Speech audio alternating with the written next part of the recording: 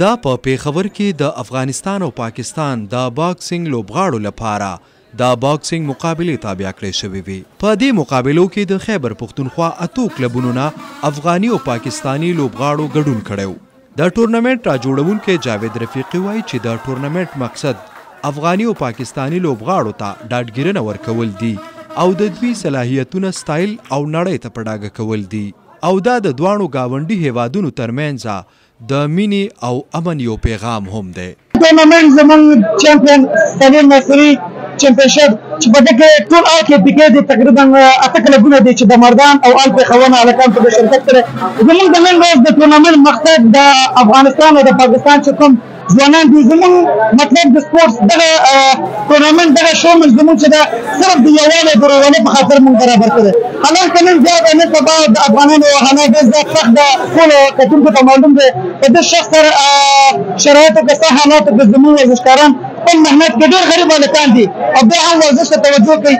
زموږ کوشش دا ده چې د افغانستان او د پاکستان ځوانان دواړه د ورزش د یووالي اتفاقي باید همیشه اتفاق وي. په ټورنمنټ کې ګډونوال لوبغاړي وایي چې په دې لوبو کې برخه په شوق سره اخلو او خپل صلاحیتونه نړۍ ته څرګندوو. زمان محمد عمر دی او اوسېږم په پاکستان کې د افغانستان د کابل او دا زما دویم فایټ چې ما اول مې ګټل الحمدلله او زه جاوید ستا سره دویم کوم هلته الحمدلله ما 3 راونډ ولوبول. خپل سوچ او سمج ته چې الحمدلله ټیچر په هغې سره ما ګټلی خو بس څه کمزوري ده سی پوینټ نیم چې کم کوچز دلته امپایرز دي د هغوی د وجې چې دی فایټ هغوی وین کړو. لوبغاړي زیاتوي چې دې لوبو سره موږ د نشو او ګډو وډو لارو نه محفوظ یو او یو ښه صحتمند ژوند کوو.